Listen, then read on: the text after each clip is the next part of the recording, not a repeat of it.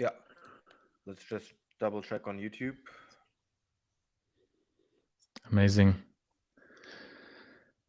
Mike, how have you been? GM, I've been good. I've been good. Busy. You guys know, but just had a baby son, which has been a fruitful experience. A lot of hard work, Congrats. but really nice. And also busy pedaling away at Anoma, getting ready for launch. Um, hopefully you've seen we've done a lot of good work and been busy in the public forum, getting ready for that launch, and excited to chat about it a bit. Awesome, man. So I think last time we met at Token in Dubai, We did. and you mentioned a few things you were planning. I've seen the Kato initiative has been started since. How's that going? How's that coming along? It's good. I actually really like Kaido. It has a lot of low quality engagement, but also some really good community building, like rapid community building. And I think as long as you pluck out the core group that cares there, um, it's kind of like Discord on steroids, because Discord's kind of like siloed. There's a lot of good builders and interactions in Discord, but they're just kind of stuck in Discord land. Whereas Yeah. Kaido brings those into, I would say, more of a public forum. So you get a little, people see that versus hey, I done a big Discord campaign, which seems very siloed to me, but maybe I'm just not in Discord land that much. Um, Totally. I disconnected from Discord land quite a while ago because exactly like you said, it's so siloed and it's also very unorganized and it's very hard to keep up with all the conversations. I feel like Telegram is also difficult but still doable. X is very manageable because it's public, but Discord has always been the most chaotic. I think But Discord is way overhated.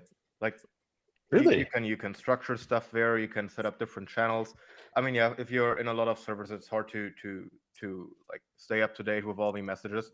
I think for communities that are interested in a certain niche of crypto, it's much more suitable than to have a Discord server as a project yourself, because these tend to accumulate really quickly, and then nobody is really engaging a lot. So, yeah, but maybe on the note of Kaido yaps, like what's the basic thesis behind it to start a yapping campaign from a project's perspective? I mean, basic thesis is, the same as a lot of aspects of growing a Discord were, right? Like you're trying to grow a community, your community wants to participate in your token, you need some kind of distribution method. You want to put something into the machine to get something out. And it, depends what your metrics are. I think in the current meta or state of the market, people want to see interactions on Twitter and people talking about you. And like I said, you bootstrap two things in tandem. One, you get people talking about you, which is great because more people just see Anoma and then start coming to the project to learn more, yada, yada.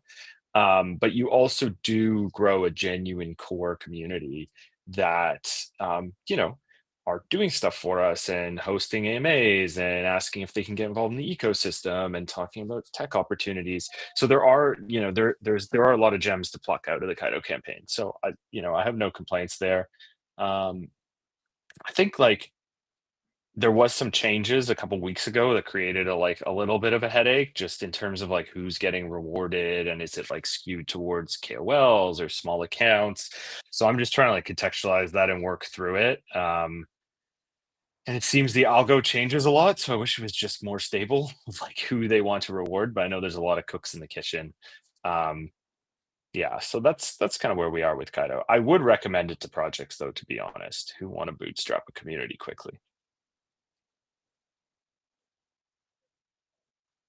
Oh, you're muted, owner. sorry. So we jumped right in. So maybe we take a step back and zoom out a little bit. Mike, maybe you can tell us just a little bit about your story, about your history, and how you landed at Anoma. For sure. Been in the space for a while. I was a Polkadot builder, a little bit back in the day, unfortunately for me, to be around that long. But I built Centrifuge, which was probably I would say the first project that really seriously tried to bring real world assets on chain. We were a bit before our time. Sorry, we did, grind away at a topic that nobody was interested in for many years, and all of a sudden they cared, which was like a really nice experience. I think some of the early expressions of bringing credit instruments and creating debt pools on chain, which is now growing exponentially. Did some consulting work in between, like built a real world asset market with Aave, worked on Polkadot a bit more with Web3 Foundation, um, and a bunch of side projects, and then really wanted to get full time into something again. And I saw Anoma as, I'll be honest, like like one of the first genuine attempts to do something new and radical at the kind of like developer, like DevX application layer. There's a lot of like kind of forks of forks, so like base layer tech, like optimizing for some small spec, and then just like forking all of DeFi and redeploying it and being like, this is going to change the world. Anoma seemed 2 years ago like a crazy experiment that was really trying to rethink the way that we were interacting, with blockchains by delivering an OS. I think now it's becoming a lot more real. We're getting into building real stuff, and I'm excited about the next few months, but that's kind of why I joined them. Yeah. Really crack team. So yeah. Speaking of crack team, so when I was interviewing at the ICF, one of the people who interviewed me was actually Chris Goes. Oh, really? And I was like thrilled after the interview. I was like, whoa, I want to work with these people. Like, this is very, very inspirational. He was building and designing IBC, and I think a few months after I joined, he left, and it was kind of quite a bummer. But we had like a very short overlap, which from my side was great to work with.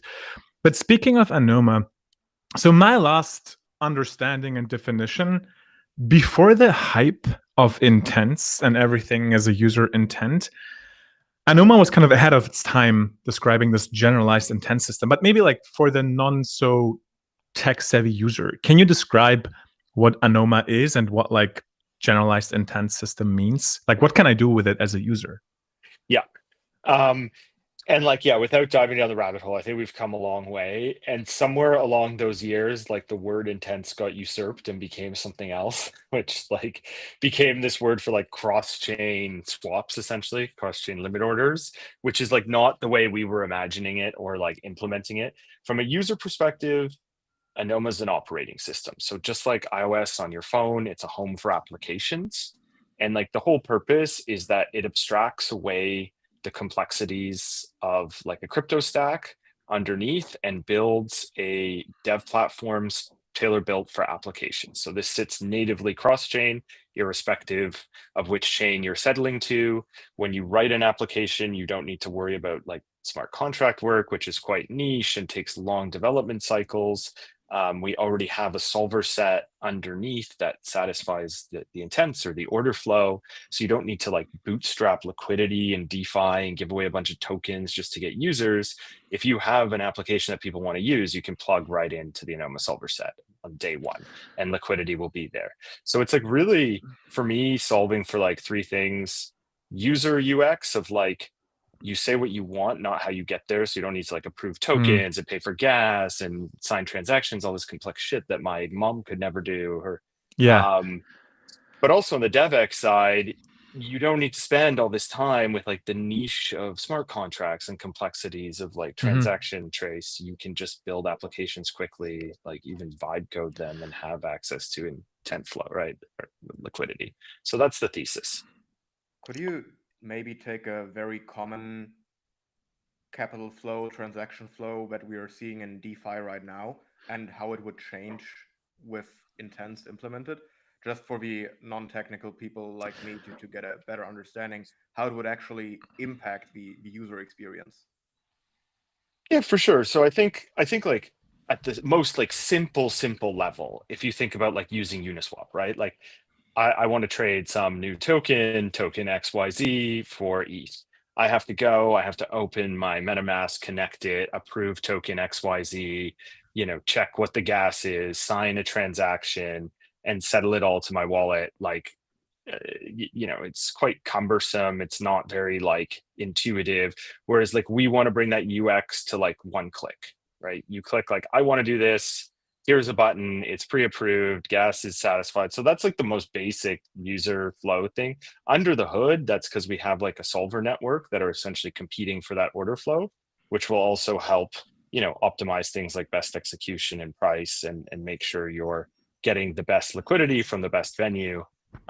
That's all kind of the under the hood stuff. But from like a user perspective, it's more about like a one-click UX versus this like janky, approving this whole way of getting from A to B. Yeah. Yeah. So in stupid words, it's just automating things. Yeah. Yeah. It's automating and abstracting, right? Like there's so much shit that you don't need to see or interact with in crypto, especially as we try to think about broadening this, Yeah. to real world use cases. And yeah, that's what it's all about. And maybe just to make it like a little bit more tangible, can you describe maybe like 3 use cases which where there would be some automation or coordination, or as you said, better UX with Anoma? And then is it like, because you mentioned Anoma as an OS, is it that the Anoma OS enables these apps to be built and they will eventually be built by other teams? Or do you kind of vertically integrate the full suite and you're going to have a wallet, you're going to have everything basically? Or how can I think about that? So I'll answer the last one first. And I'm a student of market metas, and I always try and see what's happening and take it for what you will. But I think the like 2017, 2021 Ethereum ecosystem play is kind of dead, where you like recruit 100 semi-interested builders to build a bunch of stuff, and give them grants and hope for the best, and then they kind of reproduce stuff that's already existed. I think for us, we do have an ecosystem of teams, and they are unique in building a lot of stuff, but we are trying to hone in and build some of it as well, like more vertically integrated, looking at things like Hyperliquid, which really, built a successful app and then an ecosystem around it. So we're trying to focus on the things that matter, and where Anoma can be great and really showcase our technology and then build around that. So I would say it's like a deep and complete versus a shallow and wide approach. So less of the throwing darts and more of like what really complements this stack. And maybe I'll like just jump on the go-to-market there. What the beauty is like, as an operating system, Anoma was built to optimize existing base layers. So it's not only like its own siloed ecosystem where it's like everyone needs to jump from Ethereum and come to Anoma land and do something. It's like we can put an overlay on top of existing liquidity and just make a much cleaner go-to-market because there's already users there and a product. We're just making it better. A simple example is we could make something cross-chain, or we could put a peer-to-peer exchange layer on top of a DEX, right? So, as an on-chain trader, you want to swap 1% in and out. Why not do that P2P instead of hitting the chart, right? You can easily do that with an intent. You could just post like, I want to sell this up to this price, and float it into a gossip network and find someone on the other side. Yeah. Which like, I mean, would really enhance the on-chain experience for a lot of people. And this can be deployed on existing infrastructure, which means that we don't need to bootstrap, all the liquidity and usership ourselves. It can just enhance what exists. So that's like, actually, yeah. Sorry, that's actually a super interesting example. I want to go just a little bit deeper on that. So one kind of like, you mentioned the 1%, which is some size, right? It's like enough size to nuke charts. And one thing I always envisioned I want to have is basically describe some sort of market making intent. And to give you a very specific example is, I don't have a time horizon. I have like a percent of this coin. And just like for every $100 in buy volume, sell $10 until I exit my position, regardless of the chart or the market cap or the time. Is that something I could use Anoma for? Like, is that an intent 100%. I could? And then who would, like, for example, I have my 1%, right? And this 1% has to leave my wallet to go somewhere. Otherwise, it would, in my head, require signatures every time because I control my wallet. Like, I know we don't want to go too technical, but just like roughly, like, what would happen to that 1%? Where would it go? Is that kind of like living in the solver's network then until the order is completed, or how can I think about that? Yeah, exactly. And I think you nailed like a lot of points, and I don't want to like dive too far down that rabbit hole, like of getting technical, but like intents lend themselves much more to like expressivity and like natural language of like, hey, I want to do this.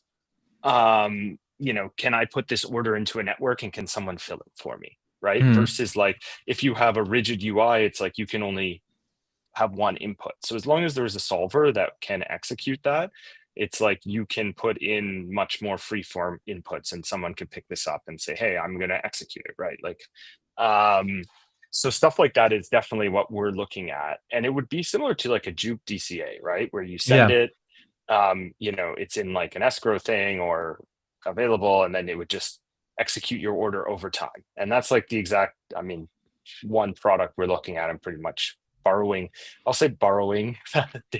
the kind of the Jupe UI experience and overlaying some things specifically for on-chain traders so that people can experience better fills, not signal on chain their activity so widely and help them do these kind of things better, which I think have been hindrance to on-chain trading.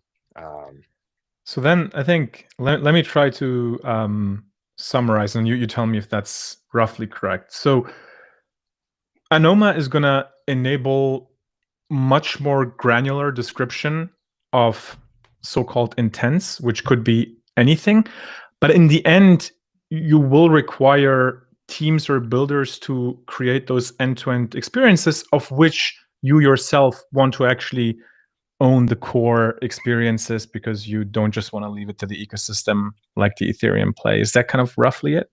Yeah, and I totally whiffed on the generalized intent thing, but the generalized intents means that we use intents for every part of the system versus just this like limited definition that's kind of proliferated through the space. Yeah. But in some examples, we want to own it end to end, and we'll, bootstrap the solver ourselves, deliver the infrastructure for use cases that we think are really strong that we can kind of use as exemplars. Yeah. And yeah, you nailed it. So we'll find. Maybe just the last thing I'm going to say here, because like one of the questions is always like, oh, like why does this take so long always? And I think like the thing that is a little bit unfair oftentimes is I could pick a single use case. Let's pick the DCA use case and build that centralized, right? I could say, hey, like I have liquidity pockets on the three most relevant chains that I centrally own myself, but I'm going to provide a service that allows you to DCA from any asset to any asset. I'm going to give you like a real-time experience, but I am custodying your funds and I'm doing this in a centralized fashion, and I only do this use case. Whereas Anoma is like, first of all, there's a solvers network, so it's kind of a distributed, more permissionless design. Plus, you can easily extend from this single use case to like 5-6 other use cases which are adjacent or completely different even. And yeah, that's why it takes so long, I assume. Speaking of which, how long? It does. Yeah, we've seen. I can say soon about like the next testnet iterations and mainnet when it's coming up. When we posted about the upcoming stream, so yeah, I think a lot of people in the community are quite excited for that. Yeah. So look, I will say, in crypto speak, Anoma's been building for a while. In like normal technology land, I think like 3-4 years to delivering your end product is long, but like with the amount of research and stuff we've executed, I wouldn't say it's egregious. So like, yeah, we need to rush to market and it's our time, but I'm still like proud of a lot of work we did, and we solved a lot of hard problems along the way. Mainnet, testnet. So we have a testnet live right now that's educational, I hope fun, interactive, and teaches people about the Anoma stack and what it is, because it is, a new paradigm, a new UX. in tandem, we have a DevNet live where builders are writing against Anoma nodes and building applications. I don't know if you saw recently, but we have started to deploy protocol adapters to testnets, which is the way to get to Anoma land from EVM chains in the first instance. So we're going to launch with Ethereum mainnet base, ARB, and potentially other EVM chains if and when they become interesting. Roadmap for additional non-EVM chains is next year. And I can say, I don't want to give a date because that's the curse of giving a date, but I hope in that you can see mainnet is coming in a very reasonable time frame from here. So is winter, but maybe to dive in just a little bit more, is there any type of intent or behavior that may or may not be beneficial for some airdrop? I'm asking because I think everyone is asking themselves the same question. I don't know how much alpha we can get here, but is there going to be an airdrop? Is that something you're looking into? Yeah, 100%. Look, I think it's par for the course. We're going to do an airdrop. I think we've been pretty transparent actually about what's important to us. I'm super active in the community. I push out, all the time that it's a feedback loop of we need people talking about us to bring more people into the project. Obviously, we did a Yapper campaign. We announced rewards for that. We obviously, did a testnet campaign that was well supported. You can read between the lines. And we have our core Discord community that's been around and supporting us for some time. So I think those are the community aspects that we're focused on. We're also launching an NFT collection. It's called the Shrimpers. I don't know if you've seen them. Yeah. I can definitely get you guys a few. I think it's had an overwhelming reception thus far. So I'm excited about that. And, let's see, we haven't made any commitments to that one, but, reading between the lines. And that's where we're at. That's amazing. And from a builder's perspective, you've been in the space for a long time. You worked in the Polkadot ecosystem before that. Is there an airdrop or a launch, from Uniswap to Osmosis, Celestia? I'm not too familiar with how the Polkadot launches went, but is there kind of like a project in the last years you would look at and say, hey, that was actually a decent launch? I mean, yeah, for sure. I think Celestia went really well. That was probably one of the most exciting, multifaceted, I think they won on a lot of fronts for a long time with good narratives around the airdrop and staking, good technical narrative and good team execution on the campaigns, the memes, light node, the modular, yada, yada. I think more recently, Succinct's launch seems pretty strong, surprisingly strong.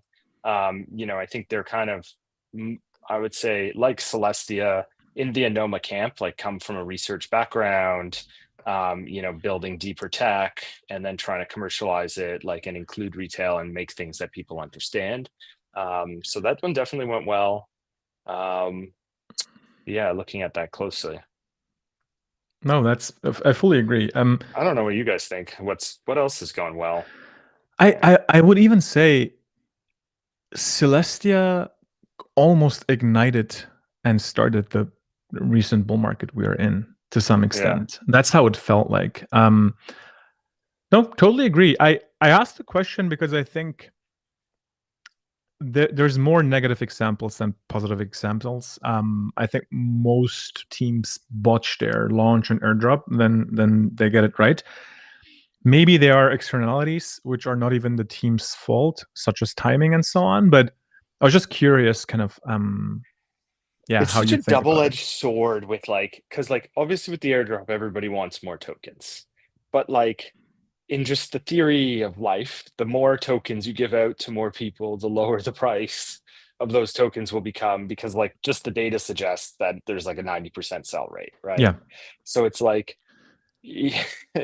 people want more tokens, but then if you give tons of tokens, then they sell them and then they're worth less for everybody. And it's we're trying to and I'll be transparent, we're going to give an airdrop, but we also want to space it out and like think about people who are around for a while, and which builders stick around and which are just mercenaries, and like Yeah. how can like people haven't evolved the airdrop meta, like they're stuck in the mud again from like something that Ethereum set almost 10 years ago, Yeah. and they're like, we need to recreate this ad nauseum. Oh God. So I think if you ask me, Hyperliquid was probably one of the good ones, a good example. And the other thing I want to add, Max, you're smiling because we had like some Odyssey with Filament a while back, which was a project we worked on like airdrops and distribution. But I think Filament guys, of course. Yeah. So the thing is kind of, I'm not even sure which one is the best one, but you have this one-off airdrop, which does a couple things. It leads to a good amount of distribution, which is especially important for decentralization and governance, if that's something you care about. It also leads to price discovery. So if you want to have kind of like sell pressure, you want to have it right off the bat, other than like a slow bleed over multiple years, right? Versus kind of a more rational approach, which is you're going to incentivize long-term behavior. You're going to emit the tokens not one-off, but maybe over a longer period of time, again, based on long-term behavior, such that the 90% selling for free riders or people that are just like in a toxic way farming this, they don't get rewarded too much. And I honestly don't know which one is better. I tend to come back to the former. Just like do it and then let it out and then build up from there, as opposed to the other way around. On the other hand, that requires a strategic reserve to be able to fund community initiatives continuously, which, I mean, these are kind of my two cents on that. I would say though, like the thing with something like Hyperliquid, or even before its time, like Uniswap, right? Great airdrop, like, genuine users get a ton of tokens. Say what you will about Hyperliquid, like, I'm not here to opine on them. Realistically, it's an app, in my view, that like built some stuff around it to look un-app-like, but it's a perp stacks, right? I know they have an EVM and some things, but yet to be seen. But they have a successful app that's generating fees, just as Uniswap had a successful app that was like already kind of ingrained and people could see that business model. I think more is like a developer platform, which like a lot of the base layers are, especially like for us, we don't have a finite end picture on day one, where it's like, this is the chain, this is all it will ever be. Like, we have a quite complex roadmap. There's lots of functionality. Hopefully the apps that launch after on top of us gain some traction. So you haven't really seen it all on day one. So I think it's hard to do that giant liquidity dump up front when there's still too much to be seen. So trying to be balanced. Like, I'm trying to be fair. And I know a lot of people get sucked down the road of, hey, we want to make everyone happy and it's impossible. So we just got to do, what's best for like long-term survival, but also reward the people that have been, with us and that are going to support us. Since you mentioned that Anoma, with putting intents on top of existing chains and applications, you're going to kind of reunify liquidity and just make apps more accessible. So also help these with adoption. How do you plan to get adoption for Anoma itself? Like, is there any necessity for people to build on top of it, to like build out infrastructure that can be used? Or is your target group essentially just the current end user of DeFi applications or like other stuff that is available in crypto, and they just use you as kind of the infrastructure and the layer on top to access the things that they're already enjoying and using? I think it's twofold. Like, again, student of the metas in the market, like we are trying different things. I am personally most excited about what I've branded as this like horizontal go-to-market, which is just upgrading current experiences. So deploying on top of AMM liquidity, whether that's like AMM or perp dexes or just dex liquidity, and making it better, whether that's, having like the ability to quietly exit positions or P2P matching or enable cross-chain. It just makes, meeting the users where they are, right? I'm much more excited about that overlay. We're doing the same thing with stablecoins, with Anoma Pay, which we'll be announcing this week. But we're not going to try and launch our own payments play like D2C, on off ramp merchants. We're going to go to existing chains and let them leverage the parts of the Anoma stack that are great and that we know where we've done the hard research and that can really benefit their offering. So we're going to meet the users, where the rubber meets the road, where they are.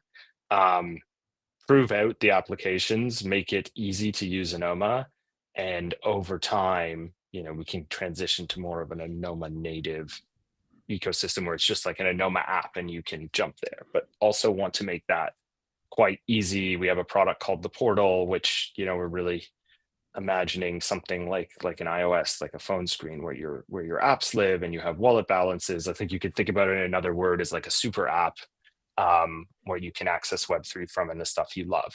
So that's all in the cooker. No promises on day one. Don't hold me to but Yeah. that's where we're going.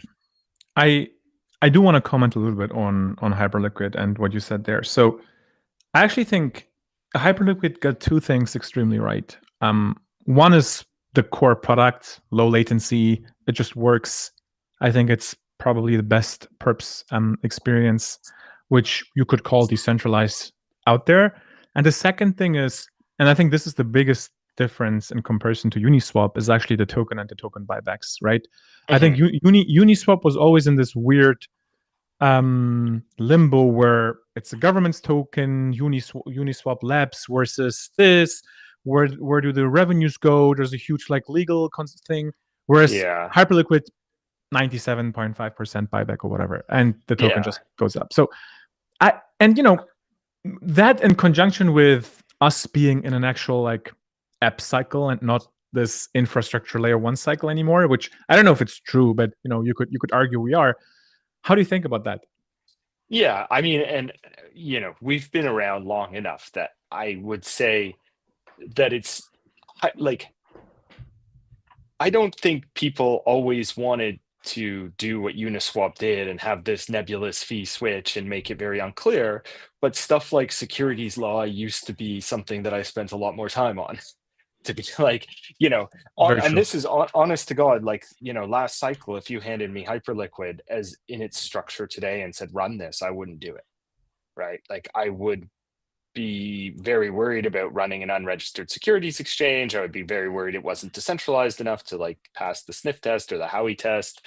I would have these considerations in mind. I think we've moved quite far from that. And obviously we're going to be nimble and take advantage of the same window that we see opening in the market. But I do think times have changed. Would you say Trump and Melania token played a role in that? 100%. I mean, I think Trump's wider efforts to, I don't even know, I would no comment live of what he's trying to pull off, but I think, he's deregulated, he's deregulated the industry significantly. That was always the fear, right? It was the SEC was, if you were seen to be operating an unregulated securities exchange, you'd be in a lot of trouble. And as a DeFi builder from last cycle, no word of a lie, this was shit I thought about quite a lot. Yeah. No, I'm in the same boat. We were thinking about how can we solve this problem? And usually the solution to this problem was somewhere along the lines of, okay, we have to have at least 3 entities, one doing the legal wrapper, one doing the issuance, one doing the governance, one doing the operational stuff. And you ended up with this mess just because you had to, because that is what law firms advised you to do. Mm-hmm. I don't know what the state is today. I assume you probably still need some of that, especially with regards to, I don't want to call it decentralization theater, but in a way it is that. So yeah, I totally hear you. So the way I think about it now, though, maybe I'll just opine on this topic a tiny bit, is I look at, so the forward-facing product now, in my view, has become a mosaic of geo-arb, reg-arb, and securities-arb, right? Where you're essentially running unregulated finance, cross-border, pushing the limits of what you can do, especially on a retail-facing finance products. And this is true even with like stable coins and stuff, right? Like that, just like pushing them out into economies and yada yada. But my view is actually decentralization as a concept is what gives these lasting powers, like through administrations. Because I'm a believer like the pendulum swings, right? Like probably the next admin, if I was running for president in the States, I would make crypto like, if I was a Democrat, I would talk about it negatively. I'd be like, we're going to regulate this shit because the other side wants it deregulated. And people pick that up, like people realize and think about that. Yeah. So I actually think like having the decentralization switch gives this technology like persistence through regulatory regimes. Like you can walk away and be like, hey, this network is operating with or without me. Yeah. And Totally. I think that's how I'm thinking about it more now is like, hey, someone tries to shut down Hyperliquid, they decentralize the validators and walk away and say, hey, this is still operating. Just we're not here to do it. So yeah, that's how I'm looking at the pieces today. Is Anoma to any extent contributing to like the resilience of the permissionlessness of existing crypto infrastructure? Yeah, I mean, like Anoma again, it was born out of last cycle. It's student of decentralization, like working on full stack decentralization at every point.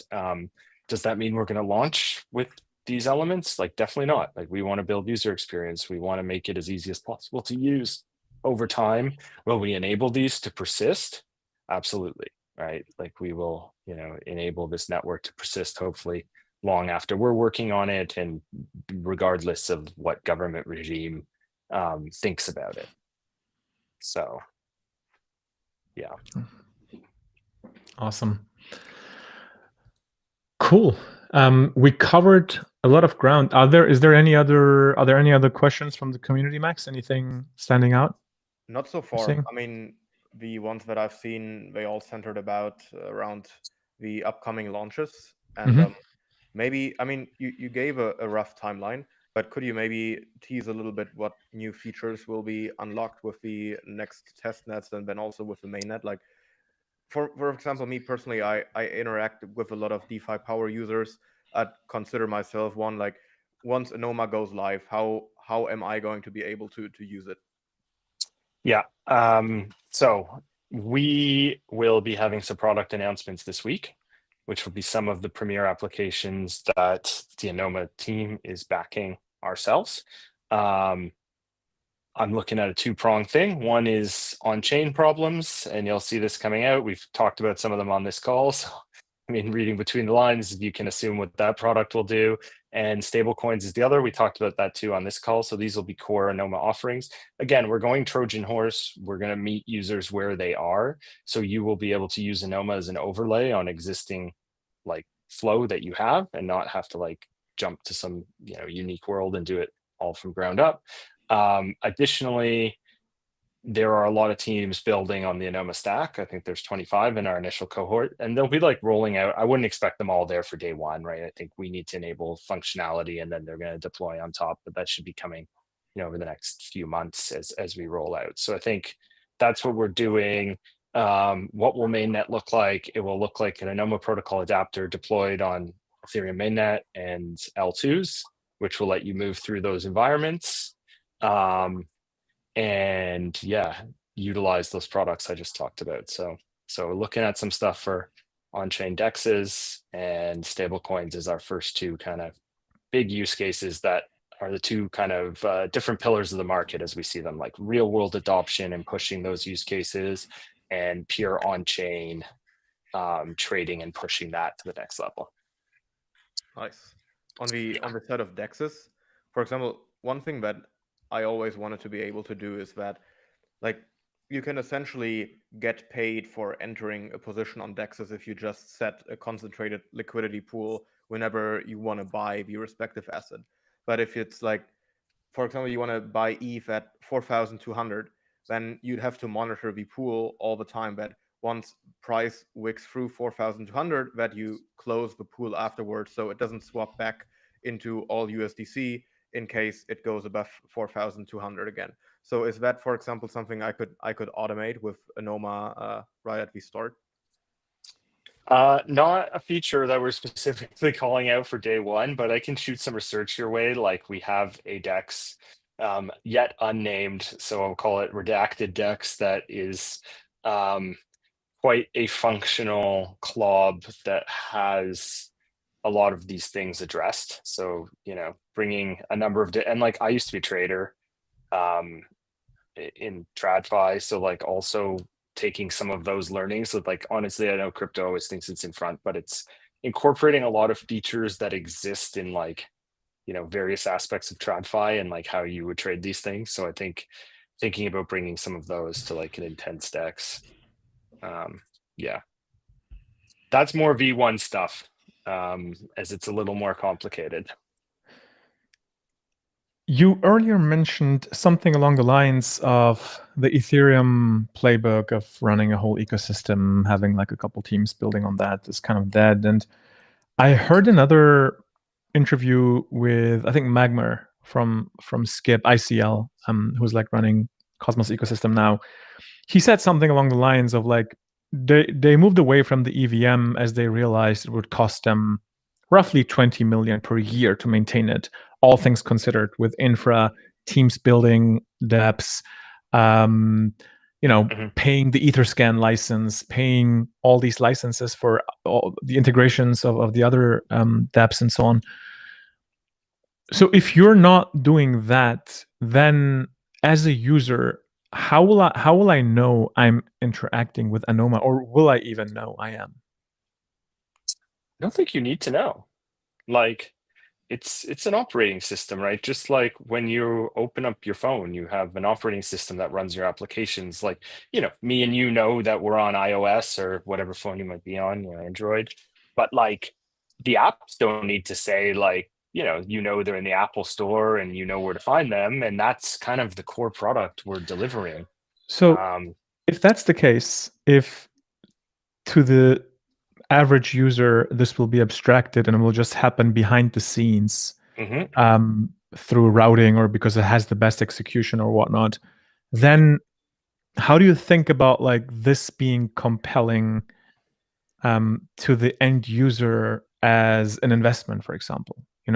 And just to like drive or just to like give one example, I think what Celestia got right is this like modular thesis. So we're like, oh, like I don't really know how this DA thing works, but it's modular and kind of makes sense, right? So what's the equivalent for Anoma, or is there an equivalent? Do you even think about that?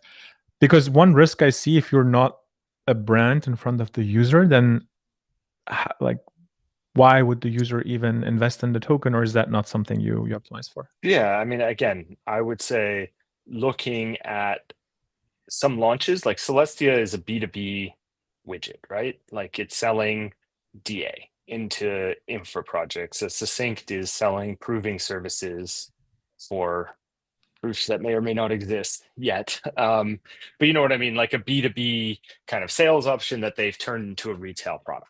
They've made people excited about it at a retail level.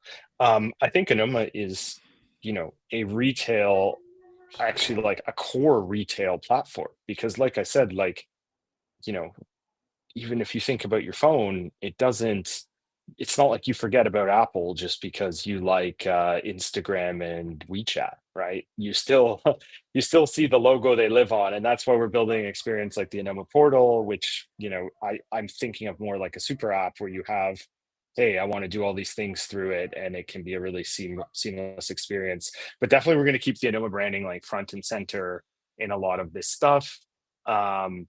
And I think the token story is quite exciting. Like, I think, again, thinking with my modern hat on, we're no longer so worried about stuff like buybacks and earning fees and that kind of stuff. So borrowing off the hyperliquid model to actually generate some revenue and make this thing sustainable. To your point of running an EVM chain, we're not running the blockchain. So we don't have those underlying burdens, right? Of paying Etherscan and bootstrapping a validator set. That's someone else's problem. We're just optimizing the blockchain experience. So I think we can have a scenario where we can make quite an attractive token setup. So if you're not running a blockchain, then who runs your technology you're building? Is that the solvers, or is that the other blockchain validators? Like, who runs this? The other validators, right? Like, we settle to the underlying. I mean, that's one of the places where probably the most of our research went into, is achieving heterogeneous settlement across the various blockchains or security domains. And that was like a core thesis of building Anoma. It's like, VMs or blockchains are difficult to build applications on. Like, it sucks. It's so hard. We spent 10 years like grinding away at building applications on top of chains, when really, building an environment for applications that can settle to chains is much easier. So that's where Anoma comes in. So we borrow their validator set, and frankly, like, whatever front end can borrow the security assumption. So if you don't really care about decentralization or validators, you can just say settle in the cheapest way possible, right? Like, that's probably what your average person on the street wants, is like, find me the best route that is cheap and fast. Yeah, You know, totally. And I think that's kind of like why Jupyter works so well. It's like, it has a bunch of wallet integrations. It's like, it finds you the best routes, it finds you the best execution, and it's not even that sophisticated. Like, when I'm deep into projects and I know where the liquidity pockets are, I looked at the route and it did something like 80% from Radium, 20% from Orca, just to give an example, right? But I know that there was like other liquidity pockets on Meteora. There was like, I don't know, another venue I forgot. So I was like, this thing is good, but I manually kind of was able to find a better route. So I was like, this thing is very important, and I think it makes all the difference in the world, especially if you are a frequent trader. Which is, by the way, another thing I'm very interested in. So you mentioned you traded equities. Did that experience, was that any beneficial to you in your work with Anoma, or personally, like trading crypto? I think so. Like, I worked at a hedge fund. Ultimately, it was a bank. Like, it was like trading long short equity. Like, I got into crypto through markets, and like, I was a rarer beast a long time ago. Like there was not that many people looking. Like, a lot of people were building technology. Most, I would say, 90% of people were devs.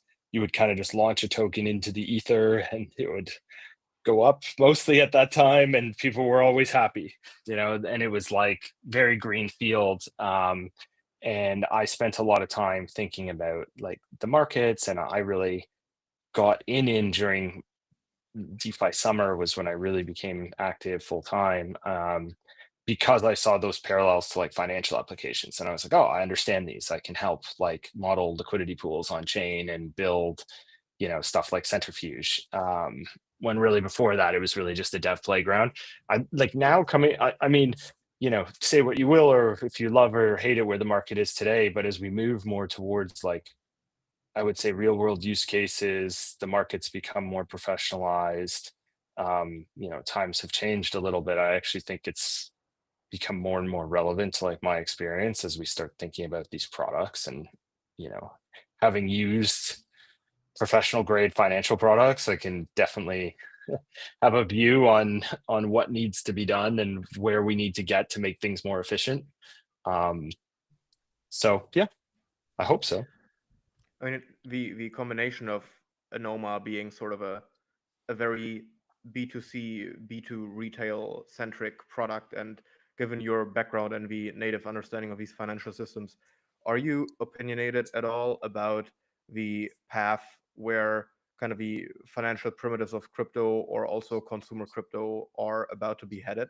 Or are you trying to be opinionated about that with Anoma? Like, do you want to push certain verticals, or is it a completely unopinionated infrastructure layer on top that just eases UX wherever possible? Again, I think the like mindset of we're just an infra layer and we don't support anything specifically, and we're egalitarian and don't want to make any choices, is probably a bit dated. That being said, it's an open and permissionless platform. You can build whatever the hell you want. I'm not here to stop you, but like, we have resources, we have team members, we have me. I'm excited about stuff that I want to push, and we're going to push what we think A, showcases the technology, B, what users want, and C, what we think can, actually earn revenue and bring this thing forward as a sustainable project. So like, yeah, we'll spend our time on these kind of use cases. for sure. Yeah, I think that's a much more mature approach than this like pseudo unopinionated behavior that you had in a lot of L1s and like infrastructure plays, especially in the last cycle. Like the end result of that was ending up with 20 different dexes, 20 different lending markets, all vampire attacking and fragmenting liquidity off another, and it just made user experience terrible. And like nobody was ever happy with one project for a long time because they all they did was giving out incentive tokens which were dumped immediately, and like it kind of propelled Yeah. everything towards zero. And I think by now, if you look at the different and very few relevant L1s and like infrastructure plays, it pays off to be opinionated in terms of just like making some things canonical or pushing these forward more actively than others. Yeah, and I think you nailed it there, is like getting the apps that matter forward instead of worrying about like what technology becomes enshrined in the stack, and you know, more thinking what apps we can support and push. Absolutely. Cool. No, these are fantastic insights on Anoma. Super excited personally to see it live and kind of in action, whether it's on my wallet or in a dApp that uses it behind the scenes. Maybe again, taking a step back, zooming out a little bit. What else do you see in the market? Like, what is the meta right now? You know, we had obviously like ICOs, NFTs, DeFi, and this cycle was weird. We had like meme coins, we had AI, we had ICM, which I don't even know if it's a thing. But like, what do you see in the market right now besides Anoma? Like, do you sometimes zoom out and look at like other things that are going on? Like, what's interesting you? Yeah, I mean, I think the market like is super interesting because there's this like new influx of interest, like genuine TradFi interest. Like, I don't know if this is a flash in the pan. I don't know if this is longer term, but like I can say my inbox has been pinged about like, you know, banks again looking at this stuff, again, payment providers, like there, you know, and we've been here before, like, or I've been around long enough that I've seen this part of the cycle happen before. So I'm not gonna like be like, hey, we finally cracked the nut and you know, stable coins are gonna be everywhere and our tech's gonna be absorbed by banks and regular people and proliferated through retail and society. I don't know.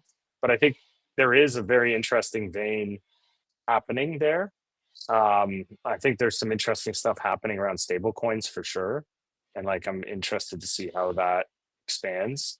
The on-chain stuff is, you know, it's always been the same. Like people look at like meme coins and don't realize that NFTs were meme coins, and before NFTs, like DeFi Ponzus were like the same thing. It's just like part of the culture. Um, and I don't feel like that's like very different than like sports betting or something. Like people like to gamble on things that they like to engage with. And in this fact, you know, you're engaging with meme coins because they're fun. Like I like the sticker packs, I like the communities, I like the ride, you know. Um, just like I might bet on a football game because I like the teams that are playing. I look at them like that. Like obviously it's not serious technology, but it's part of the culture. And depends, you know, people, yeah, I think they read too much into like what it means about the space and they forget like the broader context. So in the end, it's just like hot air rises, you say. Hot air rises. That was my thesis. Best trade of my life. Yeah. Okay. Here's actually. Are you still in it? What? Are you still in it? No, I exited at Christmas. I think I like locked in at 2300x or something, but not to brag on live TV. Very nice. That's impressive. That's amazing. 200K. Are you still actively trading the markets these days? Every day. Every day looking, you know, I think the markets are very lively now. Frankly, I'm an on-chain guy, so I wish on-chain was a bit more active than it is. It like become quite hard and feels very like forced now in like some narrow narratives. Which I don't want to draw too many parallels, but it reminds me of kind of like the late cycle NFTs when it went, you know, from like early organic, like things were janky, mints took a long time. You could get into like the end when it was like whitelist factory, like all professionalized, like with bots and everything. And that's kind of where on-chain feels today. So I do think we need a bit of a meta renew on chain to like get people excited, but big Hyperliquid user. Of all the on-chain kind of subsectors right now, is there anything standing out to you as either being as close to organic as possible or like super optimized, botted, and super inorganic? Where are things happening right now? I mean, I'm probably, for better or for worse, I'm still quite active on Solana. I think it's been through many iterations. We've tried different things. Some have been exciting. It's getting a little bit repetitive and probably like, prescriptive now with where it's at. But I'm excited about that. I'm excited about some of like the hype EVM stuff, seen some new DeFi infrastructure there coming up. Let's see. There's also a lot of action on base again. Like I'm tepidly intrigued to see where the Coinbase thing goes with Aerodrome and what happens there, and if there's like generally more retail onboarding to the on-chain space. I don't know. What are you guys excited about?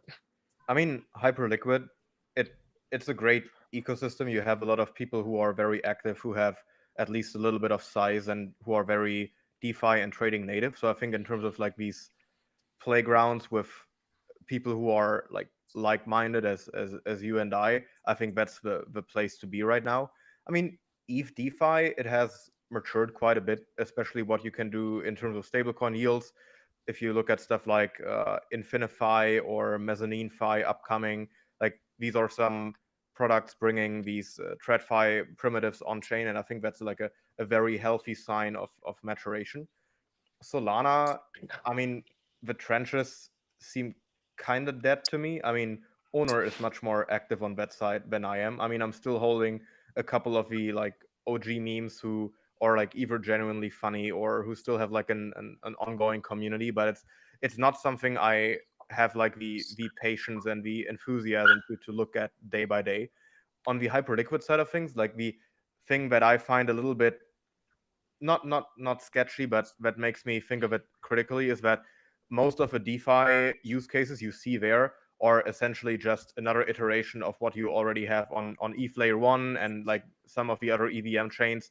And now it's just a new ecosystem with a couple new tokens, maybe a couple new participants, and like one or the other base yield generation mechanisms coming from the hype token. But most of it is still the same, and the forefront of innovation in terms of like capital efficiency, duration stuff that is still happening on ETH mainnet. On base, I mean, like you can argue about the like usage being organic there, but like I don't care. Like I think this discussion is overrated. Like Coinbase has one of the largest distribution networks in terms of like users, and if you compare it to Binance, I mean, yeah, Binance could theoretically push a higher absolute number of users onto BNB chain, but like the average Coinbase user being situated in the US or in the Western world is much more well capitalized, arguably more financially literate. So I think in terms of like these serious quote unquote financial applications are much more suited for Base than, for example, on BNB. So I think it definitely is going to be worth paying attention to Base here and there. Yeah. All right. Yeah. I mean, just from my side, real quick, I think the only thing that's relevant in my mind is Bitcoin, stablecoins, Ethereum mainnet, especially for deep liquidity, Hyperliquid core only for perps. I'm not sure about hype EVM. Like I don't know. Yeah, yet to be seen. Yeah, and then everything like Trenches or Casino, I think, is still Solana, and everyone else has like a week or two where they come up with something. Does not feel organic. Like Max said, doesn't have to be. But I'm yet to see kind of like real communities that sustain on Base or Avalanche or something. I mean, these are all like good ecosystems. I'm quite excited about kind of a multi-chain world. But I think really like Solana, Ethereum, hype core, Bitcoin stablecoins. That's crypto in a nutshell in my mind. And Anoma, we right? get back to a And state Anoma, of course. last cycle where people are like genuinely believing in the upside or the vision or idea of some new product for like a time horizon that is longer than a few weeks. I think until we see that, there's no meta that is really going to feel organic to any of the more seasoned users, because the default state of any market participant that has been around for longer than like a year or two is you like run it up 50% to 3x, maybe like the downside upside ratio in meme coins is a little different, but after that you just exit, and like this the default state of the market has become cynicism, PvP, and zero sum thinking. And until we get back to like these completely delusional price targets and like genuinely believing into the tech, I think organic behavior is yet to return.